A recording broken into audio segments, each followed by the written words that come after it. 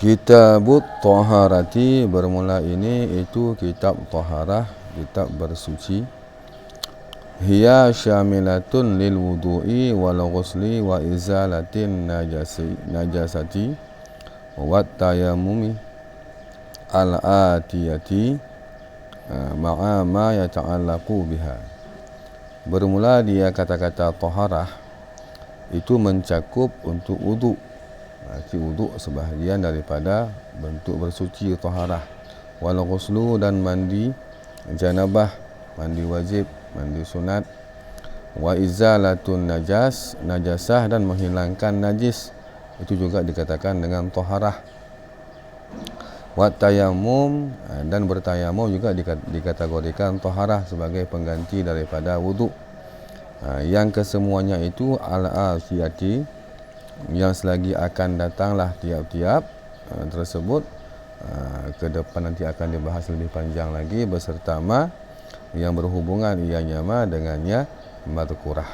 Tiap-tiap yang tadi disebutkan, wudu, ghuslu, izalatun najas, dan tayamum, nanti akan dikupaskan detil-detil satu persatunya. Wa bada'a bi bayanil ma'il ladhi huwal aslu fi alatiha muftatihatan bi ayatin dalatin alaihi kama fa'alu. Dan memulai oleh Imam Nawawi dengan menjelaskan air yang pertama sebagai alat untuk bertaharah, untuk bersuci. Nanti pembahasan yang akan dibahas ke depan, masalah air yang terlebih dahulu dibahas. Wa ba'da'a, dan memulai oleh Imam Nawawi dengan menyatakan masalah air alladhi, yang bermula dianya air, itulah air alladhi tadi, itulah asal pada alat taharah. Sedangkan yang lainnya seperti wudu dengan tanah itu ganti daripada air. Muftadihatan, hal keadaan ianya Imam Nawawi itu yang memulai pembahasan beliau dengan satu ayat Al-Quran yang menunjuki dianya ayat, di atasnya air yang menjadi sebuah alat. Nanti pada ayat ke depan nanti akan disebutkan bahwa air ini memang dijadikan oleh Allah sebagai alat untuk bersuci. Jadi ini dalilnya. Kama fa'alu, sebagaimana yang mengerjakan oleh mereka ulama-ulama fikih. Jadi adatnya para ulama fikih ketika hendak membahas masalah air sebagai alat bersuci, maka mereka sampaikan dulu ayat ini untuk menjadi dalil bahwa air memang Allah jadikan sebagai alat untuk bersuci. Apa ayatnya? Faqala Allah Ta'ala, maka berfirman oleh Allah Ta'ala, wa anzalna minas sama'i ma'an tahura, dan kami turunkan, kata Allah, daripada langit akan air yang dapat menyucikan. Tahuran bermakna mutahhiran. Di tahuran, kata-kata tahuran ini secara bahasanya dia bisa diartikan dalam dua makna. Makna yang pertama, boleh wazan fa'ulan ini, tahuran ini bermakna mubalaghah, itu termasuk isim tafdhil. Jadi jika diartikan berarti air yang sangat suci. Maksud sangat suci, di samping dia sendiri suci, air tersebut dia juga bisa menyucikan benda yang lainnya. Itu andai kata kita artikan fa'ulan bermakna isim tafdhil. Dan boleh juga fa'ulan ini ialah nama bagi sesuatu yang dikerjakan,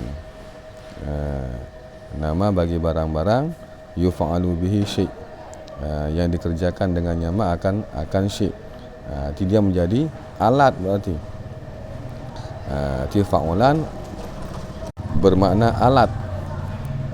Makanya di luar Imam Jalal Mahalli menafsirkan tahuran dengan mutahhiran, alat bersuci, air yang dapat menyucikan sesuatu yang lain, alat bersuci. Boleh kita maksudkan dengan dua makna. Makna pertama tadi sebagai tahdir juga boleh, terbenar. Makna sebagai mutahhiran juga terbenar, seperti yang disampaikan oleh syarih ai mutahhiran, tahuran ai mutahhiran, arti yang dapat menyucikan. Wa yu'abbaru anhu bil mutlaqi, dan diibaratkan untuknya air yang mutahhiran dengan kata-kata mutlak. Dalam arti kata bahawa kata lain daripada mutahhiran itulah air mutlak. Air mutlak, air mutahhiran, air tuhuran itu sama pengertiannya.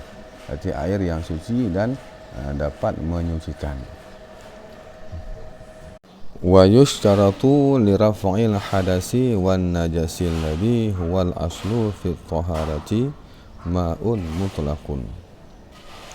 Dan disyaratkan untuk rafa' hadas dan rafa' najis.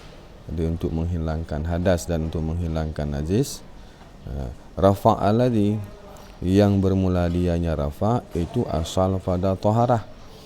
Jadi pada taharah yang asalnya ialah rafa'.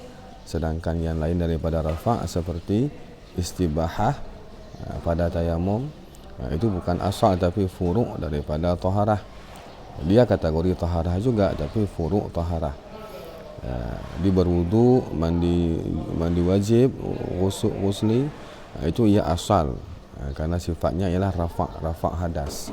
Rafa' hadas besar, rafa' hadas kecil. Sedangkan istibahah itu dia bukan rafa' tapi membolehkan untuk mengerjakan ibadah tanpa adanya wudu ataupun mandi wajib di ketika uzur. Maka istibahah ini bukan asal dia tapi furu' daripada taharah. Akan apa disyaratkan? Akan adanya air mutlak, air yang mutlak. Jadi untuk sah daripada sebuah taharah dibutuhkan kepada air mutlak. Coba dilihat pada qauluhu, pada Qulyubi, qauluhu yushtaratu adala ilaih an qauli aslihi la yajuzu. Mengudul oleh Imam Nawawi kepada kata-kata yushtaratu daripada ucapan asalnya Nawawi, itulah muharrar la yajuzu. Jadi dalam muharrar mengatakan la yajuzu, bukan yushtaratu. Tapi Imam Nawawi mengudulkan dari kata-kata la yajuzu menjadi yushtaratu. Tujuan beliau apa? Mengudulkannya di anna syarta, karena sesungguhnya syarat ketika dikatakan yusyaratu itu kan disyaratkan untuk rafa' hadas, rafa' najis ialah air yang mutlak. Itu sebagai syarat. Wudu, mandi junub itu sebagai syarat untuk ibadah nanti. Jadi karena sesungguhnya syarat, lazimlah daripada tiada syarat oleh tiada. Jadi ketika tiada syarat maka masyrut pun tidak ada. Ketika tidak adanya taharah maka tidak adanya ibadah-ibadah. Fayufidu, maka memberi faedah oleh kata-kata syarat yushtaratu tadi, akan tiada sah taharah dengan tanpa air yang mutlak. Karena disyaratkan. Makanya beliau tuliskan dengan yushtaratu supaya memberi faedah bahawa air mutlak ini syarat untuk ibadah, untuk bersuci. Sedangkan ada kata dengan kata-kata la yajuzu seperti muharrar sampaikan, bi khilafi, dengan sebalik kata-kata adam jawaz setelah la yajuzu. Maka sesungguh kata-kata yajuzu, la yajuzu terkadang-kadang memberi faedah dia kata-kata yajuzu dengan tiada sah beserta haram. Jadi faedah la yajuzu ketika la yajuzu, tidak boleh untuk rafa' hadas, rafa' najis kecuali oleh air yang mutlak.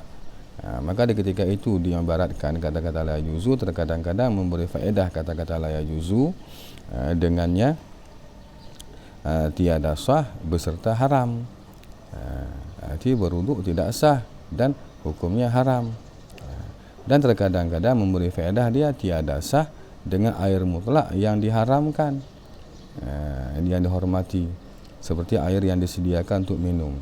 Kita berwuduk dengan air yang disediakan untuk minum memang hukumnya haram, tapi wuduknya sah. Sah wuduknya, tapi andai kata dikatakan dengan la yajuzu memberi faedah wuduk pun tidak sah, hukumnya juga haram. Dan juga terkadang-kadang memberi faedah tiada haram padanya. Jadi ibarat la yajuzu itu kurang cocok, dikarenakan bisa ihtimal kepada makna yang bermacam-macam. Maka Imam Nawawi mengunci dengan kata-kata yushtaratu, supaya langsung terpahamkan bahawa jika tanpa adanya air mutlak maka tidak sahlah wudu. Jadi syarat untuk wudu, syarat untuk mandi junub, syarat untuk segala macam taharah itu mesti dengan air yang mutlak. Apa itu air mutlak? Wa huwa ma yaka'u alaihi ismu ma'in bila qayyidin. Dan bermula dianya air mutlak itulah barang-barang. Maksud ma itulah air yang terbenarlah di atasnya ma oleh nama air dengan tanpa kait. Jadi air mutlak inilah air yang tanpa ada kait sesuatu pada air tersebut dalam pengucapannya dan dalam kejadiannya. Walaupun kait tersebut kait waqi', kalau kait waqi' tidak masalah. Wa in quyida li muwafaqatil waqi'i, sekalipun dikaitkan akannya air tersebut, nama air tersebut dengan karena muwafaqat kejadian. Kait-kait yang muwafaqat waqi', maksudnya begini, seperti contoh air laut.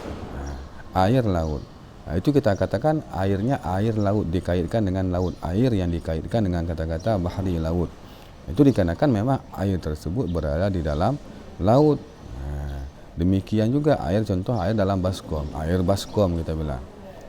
Air dalam bak, air bak kita bilang. Air dalam sungai, air sungai kita bilang. Itu kait-kait muwafaqat waqi'. Jadi muwafaqat waqi' tidak masalah. Yang berbahaya ialah kait-kait yang menuju kepada sifat air. Itu yang bahaya, seperti air kopi. Itu kan udah menuju kepada kata-kata kopi, menuju kepada sifat airnya. Air kelapa, jadi itu pada sifat airnya. Sedangkan seperti air laut, air sungai itu bukan kepada sifat air, tapi lebih kepada lokasi air, tempat letaknya air di mana. Itu kait yang seperti itu tidak mengapa. Yang menjadi bahaya kait yang mengarah kepada sifat air, itu yang berbahaya. Maksud berbahaya, tidak lagi dia bisa menyucikan walaupun dia suci.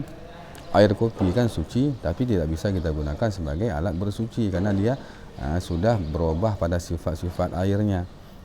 Di kait-kait yang menuju kepada sifat air, maka itu tidak dibolehkan lagi untuk digunakan sebagai alat bersuci. Di kait waqi' tidak mengapa. Wa in quyida, sekalipun dikaitkan akannya air karena muwafaqat waqi', muwafaqat kejadian. Seperti contoh air laut, air sungai, air mata air hujan, itu kan kait muwafaqat waqi' semua, tidak masalah. Bukanlah kait yang menuju kepada sifat air. Bi khilafi ma la yuzkaru illa muqayyadan, dengan sebalik barang-barang yang tidak disebutkan akan yama kecuali hal keadaan yama itu yang dikaitkan. Jadi kait ini maksudnya kait yang menuju kepada sifat air, seperti ma'il wardi, air warat. Ini kan sudah ada perubahannya. Di warat ini ialah air yang menunjuki kepada perubahan sifat air dari segi warna dan baunya. Di warna yang wangi, air bunga mawar. Maka ketika terjadi perubahan pada air tersebut, kaitnya bukan kait yang waqi', tapi kait yang mesti, kait yang mesti disebutkan, maka dia tidak bisa untuk mengangkat hadas. Fala yarfa'ul hadatha, maka tiada mengangkat ianya ma la yudhkaru itu akan hadas, dengan dalil liqaulihi ta'ala, karena firman Allah Ta'ala, falam tajidu ma'an fatayammamu, maka tiada kalian dapati akan air yang mutlak. Maksud ma'an ini air mutlak, karena karenah yang ayat di belakangnya. Maka jika kalian tidak ada air mutlak, maka Allah tidak mengarahkan untuk pakai air yang tidak mutlak. Tapi Allah mengarahkan fatayammamu, maka bertayamumlah oleh kalian. Jadi tayamum ini sebagai ganti, menunjuki bahwa di ketika air mutlak tidak ada, solusinya bukan menggunakan air yang tidak mutlak. Di ketika air yang mutlak tidak ada untuk berwudu, bukan solusinya Allah sampaikan gunakan air yang lain, air kopi, air kelapa, itu nggak bisa. Tapi Allah mengatakan solusinya fatayammamu, maka bertayamumlah kamu. Maka di ketika tidak ada air yang mutlak, langsung menuju kepada tayamum. Berarti air yang tidak mutlak ini walaupun dia suci, tidak bisa digunakan sebagai alat bersuci. Walan najasa liqaulihi sallallahu alaihi wasallam hina balal a'rabiyyu fil masjidi subbu alaihi dhanuban minal ma'i, muttafaqun alaihi. Dan air yang tidak mutlak tadi, air yang muqayyadan tadi juga tiada merafak ianya akan najis. Dalilnya karena sabda Nabi SAW, pada ketika kencinglah seorang orang Arabi, orang Arab, yang namanya ialah khurqus. Dalam satu riwayat mengatakan yang kencing ini, si khurqus ini, itulah nenek moyang daripada golongan-golongan Khawarij. Satu pendapat, ada mengatakan bukan dia orangnya, lain lagi. Itu khilaf pendapat. Berarti kencing si Arabi ini dalam masjid. Di ketika kencing, Nabi langsung bersabda, subbu alaihi dhanuban minal ma'. Tuangkan oleh kalian di atas kencing si Arabi tadi akan sepenuh air daripada sepenuh wadah, dhanuban, sepenuh wadah daripada air. Dia menunjuki bahawa air ini sebagai alat untuk menyucikan najis. Itulah kencing si Arabi tadi. Itu dalilnya. Muttafaqun alaih, bermula hadis ini hadis yang muttafaq alaih. Sepakat di antara Bukhari dan Muslim tentang kekuatan hadis ini, riwayat hadis ini. Itu hadis yang paling kuat ini. Muttafaqun alaih derajatnya. Wadzanubu bi fathil dzalil mu'jamati ad-dalwul mamlu'u. Dan bermula kata-kata dzanub, dzanub dengan fathah dzal yang bertitik. Dzanub, jangan dzunub. Kalau dzunub dosa. Dzanub artinya ialah sepenuh, ad-dalwu, timba, al-mamlu' yang penuh dengan sesuatu, telah penuh dengan air, artinya timba yang penuh dengan air. Sedangkan dalam hadis tadi Nabi sampaikan subbu fi'il amar wal amru lil wujubi. Tidak bermula amar, itulah subbu, kan termasuk golongan amarnya. Asal amar lil wujub, itu untuk wajib pada hakikatnya. Di subbu itu perintah wajib daripada Rasulullah dalam menyucikan najis, mesti menggunakan air yang mutlak. Subbu di amar lil wujub. Di dalam ayat tadi, falam tajidu ma'an, kata Allah. Di dalam hadis Nabi sampaikan dunuban minal ma'in. Di kata-kata ma' tadi, kata-kata ma'un tidak ada kaitnya, mutlak. Kata-kata yang tidak ada kait apa-apa. Tapi dimaksudkan dengan kata-kata ma'in pada hadis, kata-kata ma'an pada ayat, itu air mutlak. Kenapa? Wal ma'u yunsarafu ilal mutlaqi litabadurihi ilal adhani. Dan bermula kata-kata ma' yang dalam hadis dan dalam ayat itu ditasarufkan kata-kata tersebut, dipergunakan kata-kata tersebut kepada maksudnya air yang mutlak. Jadi ketika Nabi sampaikan dunuban minal ma', itu langsung terbayangkan dalam zihin, litabadurihi, dikenakan bersegeranya, tabadurnya kata air mutlak kepada hati-hati manusia. Di dalam pikiran orang ketika dikatakan air, itu maksudnya ialah air mutlak. Siramkan olehmu, kata Nabi, sepenuh timba daripada air. Itu langsung terbayang dalam pikiran bahwa itu maksud Nabi air mutlak. Tidak mungkin maksudnya Nabi air yang lain. Karena ini bicara kepada penyucian. Demikian juga dalam ayat, tidak kalian dapatkan akan air mutlak, maksud Allah, bukan air yang lain. Falau rafa'a ma'i'u ghairihi ma wajaba ghaslul bawli bihi wala tayammumu inda faqdihi. Maka dikarenakan tadi bahawa ketika disebutkan kata-kata ma', kata-kata air langsung terbayang dalam pikiran kita air mutlak. Falau rafa'a, maka jikalau mampu mengangkat, mampu menghilangkan oleh benda cair selain daripada air, andai kata memang air, benda-benda cair lain mampu untuk menghilangkan najis, minyak contohnya, bisa untuk berwuduk air kelapa contohnya.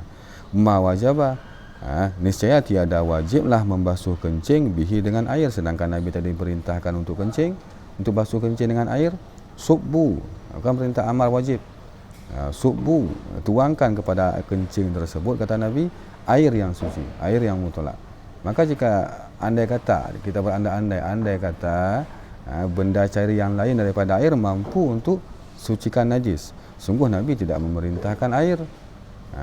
Nabi suruh yang lain, tapi Nabi kan mentakyinkan ini, mak kata Nabi, ma'in. Dan tiada wajiblah tayamum di ketika tiada air. Sedangkan Allah Ta'ala dalam ayat tadi memerintahkan jika tiada air maka tayamum. Jadi kan solusinya di ketika air tidak ada langsung tayamum. Allah tidak perintahkan yang lain daripada tayamum. Dia andai kata bisa air kelapa ganti untuk berwudu, maka tidak mungkin Allah katakan fatayamamu. Enggak ada air yang suci, air najis juga bisa, air lain juga bisa. Tapi Allah kan tidak perintahkan dengan seperti itu. Itu menunjuki bahawa air mutlak memang mesti untuk taharah daripada hadas dan taharah daripada najis. Wa yushtaratul ma'ul mutlaqu aidan fi ghuslil mustahadati. Dan disyaratkan akan air yang mutlak pula pada mandi perempuan yang istihadah. Di dalam Umairah disebutkan, andai kata dikatakan wudu, jangan ghuslu, itu lebih utama. Karena pembicaraan di sini ialah tentang orang yang dawam hadas, si mustahadah, perempuan istihadah. Dia ini kan kondisinya selalu dalam keadaan bernajis, darahnya selalu keluar, tapi dia bukan darah haid, darah penyakit, darah istihadah. Jadi dia sama kondisinya seperti orang laki-laki yang salsul bol, yang kencingnya enggak habis-habis, setetes, itu kan penyakit juga. Mereka ini wajib sembahyang, wajib berwudu, walaupun wudunya tidak mengangkat hadas, hanya sebagai istibahah solat saja, dan tidak bisa tayamum dia, dikarenakan tidak ada syarat tayamum. Dia tetap berwudunya dengan air yang mutlak juga, walaupun air wudu yang dia gunakan bukanlah bersifat dengan rafa' hadas, karena hadas dia selalu ada, darah si istihadah selalu keluar, kencing si salsul bol selalu ada walaupun sedikit. Dia pada hakikatnya hadasnya tidak terangkat dengan wudunya, tapi walaupun wudu dia bukan bersifat dengan rafa' hadas, tapi tetap ketika dia berwudu, si mustahadah ini ataupun si salsul bol yang laki tetap mesti menggunakan air yang mutlak. Walaupun wudu yang dia gunakan dengan air yang mutlak itu tidak merafa' hadas. Wa ghuslil masnuni, dan juga disyaratkan akan air yang mutlak pula pada mandi yang disunatkan. Nanti mandi sunat juga dimestikan menggunakan air yang mutlak untuk mendapatkan pahala mandi. Karena kan beda pada hukumnya saja, mandi wajib, mandi sunat pada hukumnya saja beda, tapi alatnya tetap sama, alat bersucinya tetap air yang mutlak juga. Wal wudu'il mujaddadi, dan disyaratkan pula akan air yang mutlak pada wudu yang dibaharukan. Kita masih ada wudu yang sudah kita gunakan, karena kan sunat untuk membaharukan wudu. Ketika wudu yang kita gunakan pertama sudah kita gunakan untuk ibadah. Contohnya kita sudah berwudu sekali, kemudian kita gunakan wudu kita untuk baca Quran, untuk sembahyang 2 rakaat. Itu kita disunatkan untuk membaharukan wudu lagi, nur ala nur, pasti menggunakan air yang mutlak juga, walaupun hukum wudunya hukum sunat. Wa nahwi dzalika, dan seumpama demikian contoh-contoh yang lain, mimma la yarfa'ul hadatha wala najasa, daripada barang-barang yang tiada merafa' ianya ma akan hadas dan tiada merafa' ianya ma akan najis. Contohnya ialah basuhan yang kedua dan basuhan yang ketiga, pada keduanya rafa' hadas, rafa' najis. Kita berwudu, yang wajibnya kan pada muka, wajibnya sekali, itu rafa' hadas.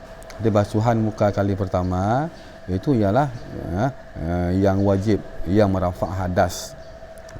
Sedangkan basuhan kedua dan basuhan ketiga itu bukan merafa' hadas lagi, itu sudah sunat. Tapi walaupun dia sunat, bukan merafa' hadas, tetap kita basuh dengan air yang mutlak juga. Kita bersihkan najis. Air yang kita tuangkan untuk menghilangkan segala sifat-sifat najis itu wajib, air yang wajib, dan itu yang merafa' najis. Ketika najis sudah bersih, kita siram sekali lagi untuk kebersihannya, untuk lebih mengkilap lantai contohnya. Itu bukan lagi wajib, itu bukan rafa' najis lagi, namanya pembersihan, tapi kita gunakan juga, disunatkan dengan air yang mutlak juga. Fal mutaghayyiru bimustaghna anhu mukhalitin tahirin.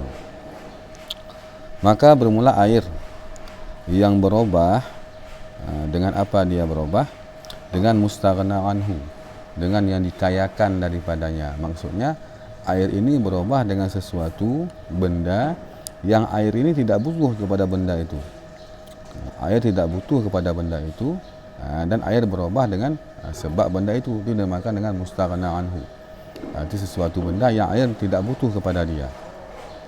Lagi perubahannya mukhalid, yang bercampur aduk. Maksud mukhalid ini ialah bercampurnya air dengan benda tersebut, dengan si mustaghna anhu tadi contohnya. Perubahan yang tidak bisa dipisahkan lagi, seperti berubah air, bercampur air dengan gula. Jadi air gula, kan nggak mungkin kita pisahkan lagi air dengan gula karena sudah larut. Itu mukhalid namanya. Lagi si mukhalid ini, si mustaghna anhu dan mukhalid ini sesuatu yang suci. Dia yang suci. Tapi andai kata dia nanti najis, maka dia dikatakan air yang najis. Tapi jika berubah dengan mukhalid yang suci, yang tahir, air ini tetap suci, tapi tidak bisa digunakan untuk bersuci. Contohnya ialah za'faran.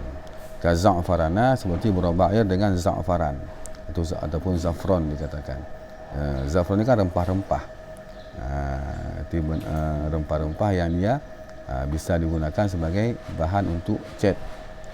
Dia berwarna kuning, ada warna merah juga ada. Jadi ketika dia terendam dalam air, maka air berubah warnanya menjadi warna merah, sewarna dengan si za'faran ini. Di za'faran ini dikategorikan dengan mustaghna anhu. Air tidak butuh kepada dia. Beda dengan tanah nanti. Tanah air ialah butuh kepada tanah, memang air keluar daripada tanah. Itu bukan mustaghna. Tapi kalau za'faran, air tidak butuh kepada dia. Dan perubahan dengan za'faran, perubahannya mukhalid. Air berwarna merah kan tidak bisa kita pisahkan lagi warna merah daripada air itu. Dan tahirin, suci. Za'faran termasuk benda yang suci dia. Jadi air yang berubah dengan mustaghnaan, taghayyuran akan sebagai perubahan, yamna'u itlaqa ismil ma'i, yang menegah ianya perubahan tersebut akan mutlak nama air. Artinya ketika berubah, perubahannya sangat drastis, sangat kuat, sehingga air tersebut tidak bisa kita katakan lagi air mutlak. Mesti kita katakan dia air za'faran contohnya, dikarenakan perubahannya dikatratihi, dikarenakan banyaknya perubahan tersebut. Tapi anda kata sedikit perubahan, itu masih bisa kita katakan dia air mutlak. Ghairu tuhurin, itu tiada bisa untuk mensucikan benda yang lain. Dia suci tapi tidak mutahhir. Tahirun tapi tidak mutahhirun. Kama annahu ghairu mutlaqin, sebagaimana sesungguhnya air yang telah berubah itu, itulah ghairu tuhur itu, tiada mutlak. Arti air yang mutaghayyir dengan air ghairu mutlak itu sama maksudnya. Mutaghayyir ghairu mutlak itu sama pemahamannya. Ma sadaqat tuhuru wal mutlaqu wahidun. Ma sadaqu ma sadaqu tuhuri wal mutlaqi wahidun. Karena bermula masadak tuhur dan mutlak itu satu. Itu maksud daripada masadak tuhur, masadak mutlak itu satu. Maksud masadak bendanya, air dalam bak kita katakan. Itu dinamakan dengan masadak. Maksud masadak air dalam bak, sah kita katakan dia air tuhur, sah kita katakan dia air mutlak. Di masadaknya satu, di bendanya satu. Sedangkan mafhum daripada tuhur, mafhum daripada mutlak itu beda. Kalau tuhur, mafhumnya ialah sesuatu yang merafa' dan menghilangkan najis. Merafa' hadas, menghilangkan najis. Itu dinamakan dengan tuhur. Sesuatu yang menghilangkan najis, sesuatu yang mengangkat hadas. Itu mafhum daripada tuhur. Sedangkan mafhum mutlak, air tanpa kait. Itu mafhum. Tapi masadaknya satu.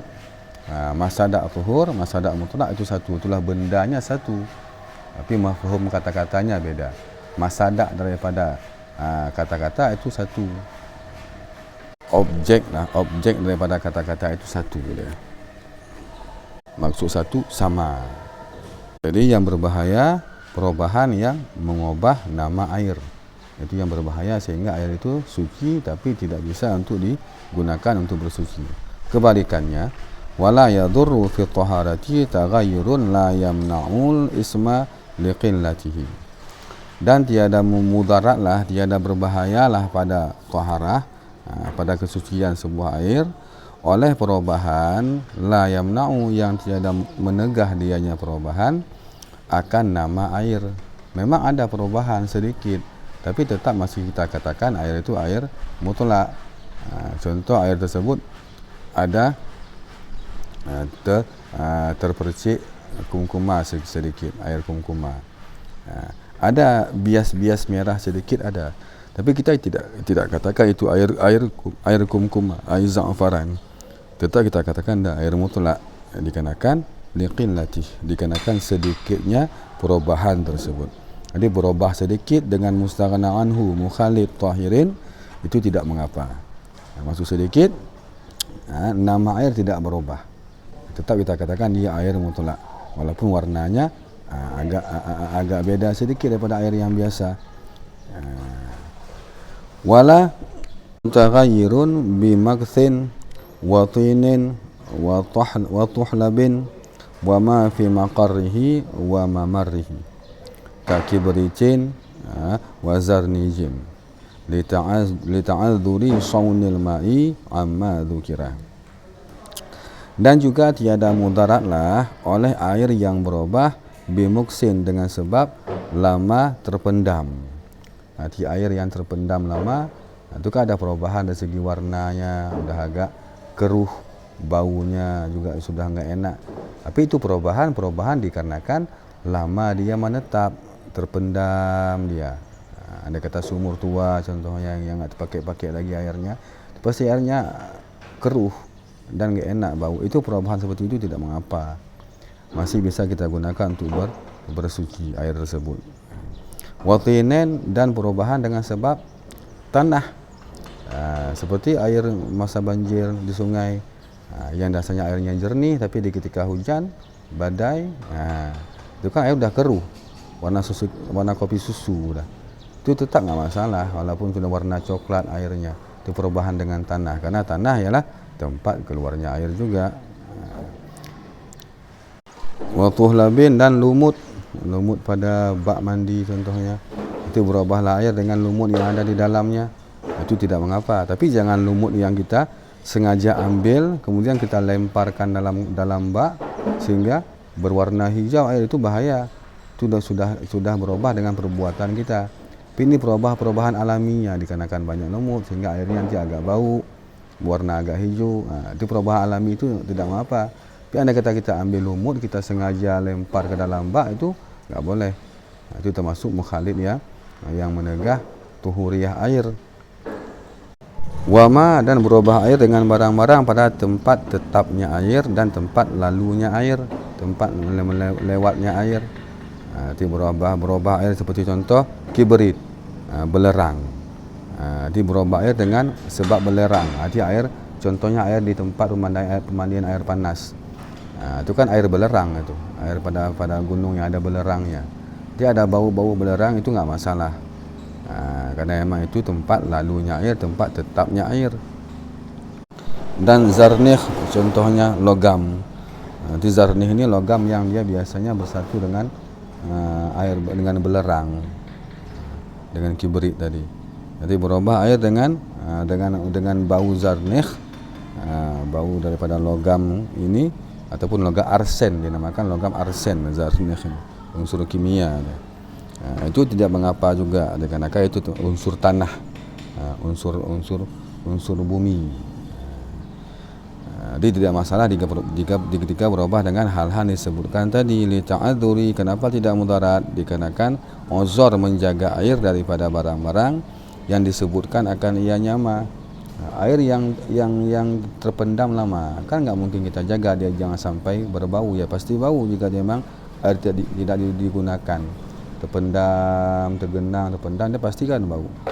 Itu nggak sanggup kita jaga. Dan yang lain demikian juga air sungai yang keruh. Gimana kita mau pisahkan? Kita cegah jangan keruh, ya nggak mungkin. Fala yamna'ut taghayyuru bihi itlaqal ismi alaihi, maka tiada menegahlah oleh berubah dengannya madzukir, itulah dengan mutaghayyirun bimuksin tadi. Akan apa yang tidak ditegah? Akan itlaq nama air di atasnya air. Jadi masih kita katakan dia air mutlak. Tidak kita katakan dia air terpendam lama ataupun air lumut, enggak. Tetap dinamakan dengan air mutlak dikarenakan perubahannya perubahan alami.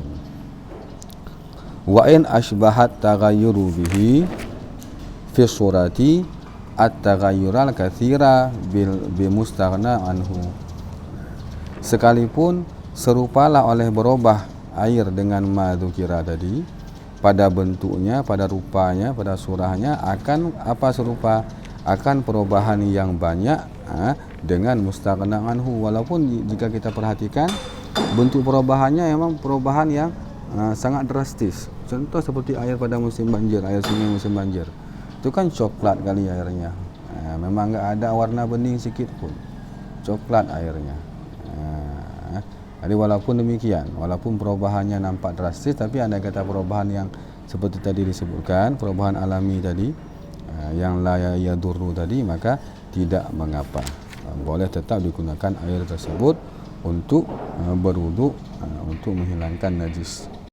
Wala yadur wa kadza la yadurru mutaghayyirun bimujawirin tahirin ka'audin wa dahnin mutayyibina aula. Dan juga demikian, wa kadza, dan demikian juga, tapi ini khilafiyah.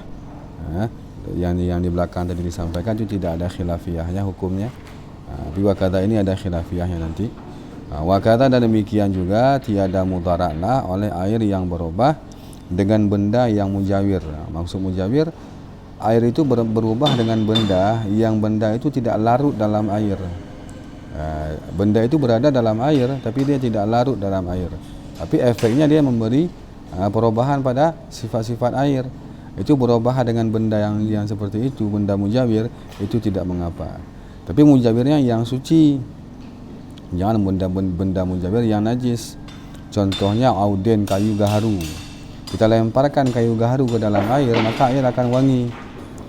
Itu wangi air tersebut dengan gara-gara kayu gaharu, itu tidak mengapa, dikarenakan kayu gaharu itu sifatnya mujawir, tidak larut dalam air.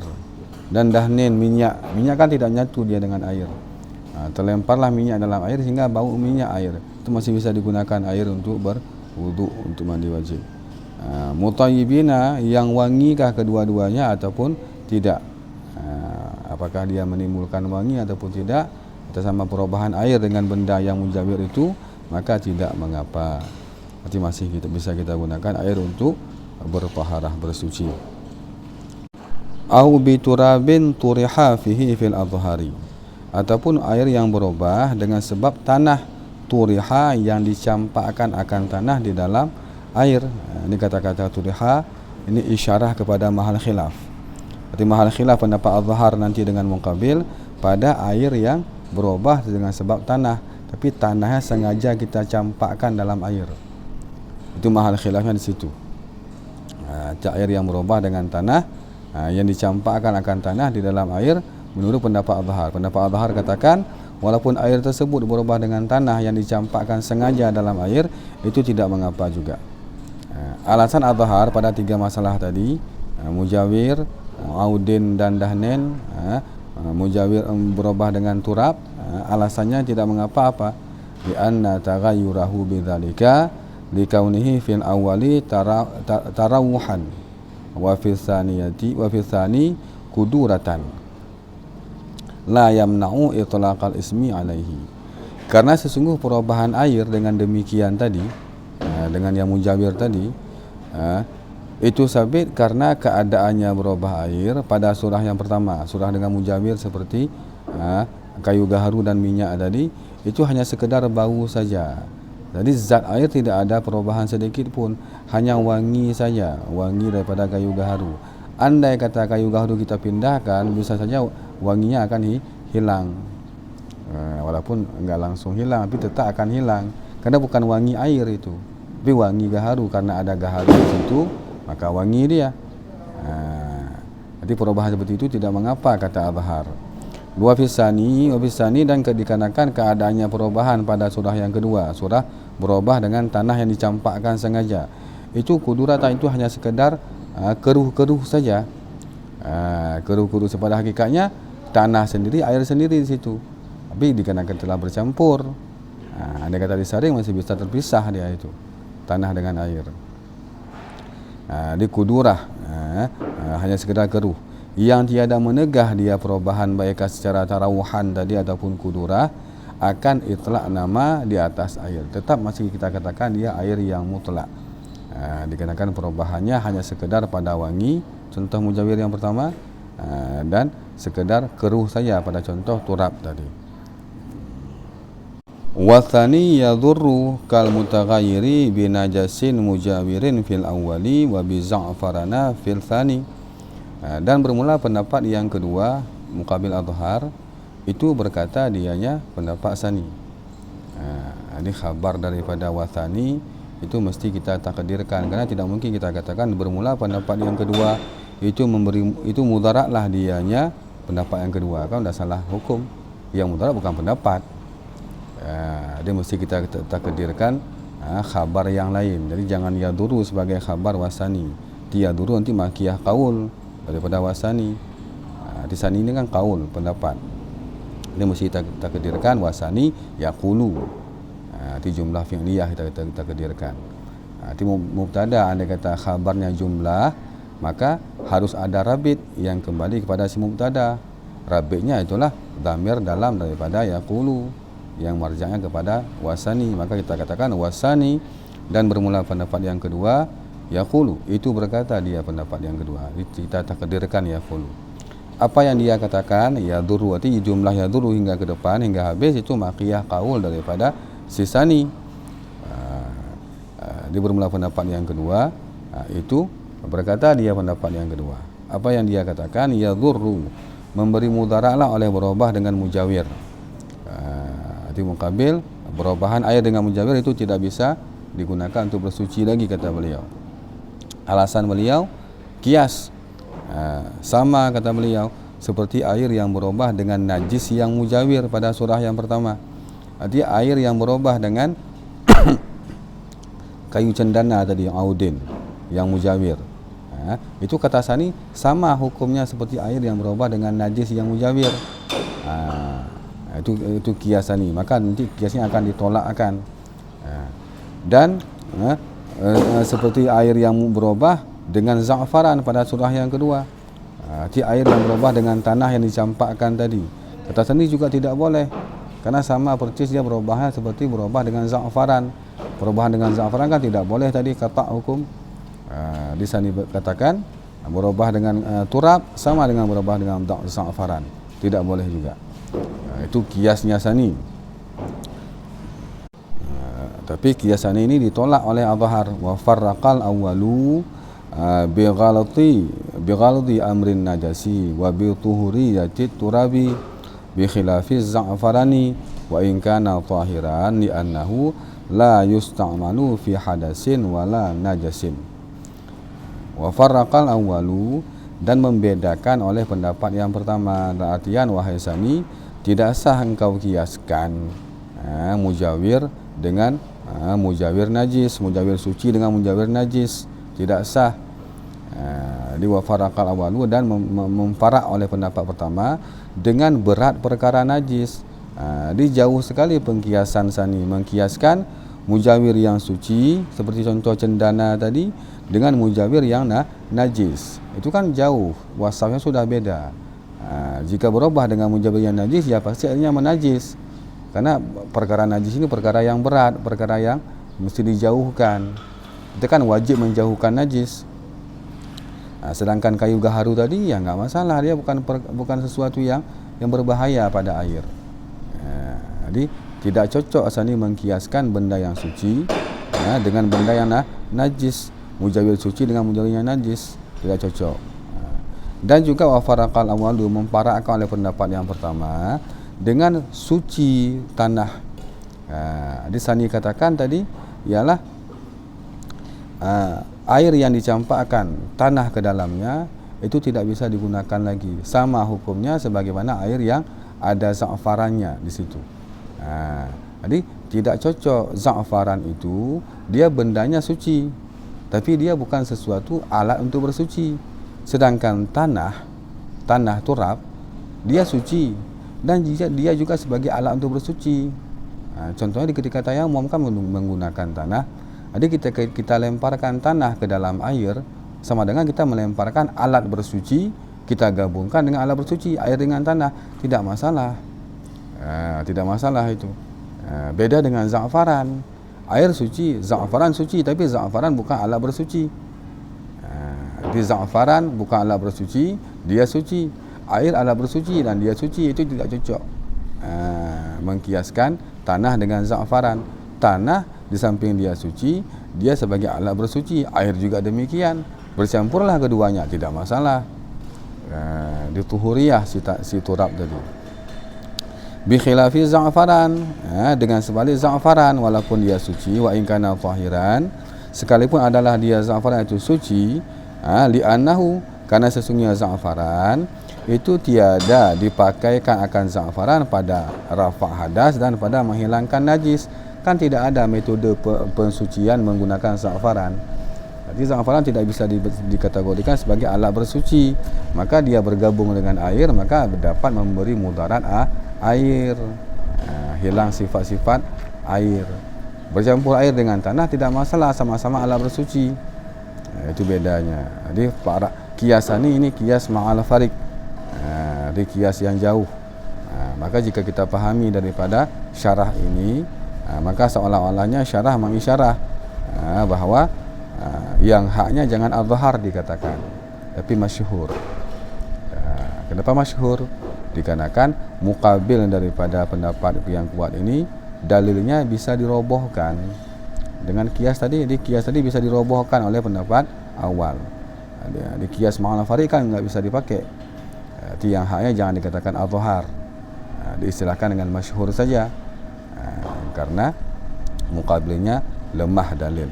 Dalilnya kias. Kiasnya bisa diparak. Wa ammal mutaghayyiru biturabin tahabbu bihir rihu fala yadurru jazman. Dan adapun bermula air yang berubah dengan tanah yang dihembuskan dengan tanah oleh angin. Jadi tanah tersebut jatuh dalam air bukan perbuatan kita, tapi angin yang hembuskan, terbawa oleh angin. Jadi berubahlah air dengan gara-gara tanah yang dibawa oleh angin tadi. Nyan fala yadurru jazman, maka tiada memberi mudarat dianya perubahan. Jazman, nisbah jazam tidak ada khilaf. Itulah maka tadi dikatakan bahawa kata-kata turiha dalam matan itu mengisyarakan mahal khilaf.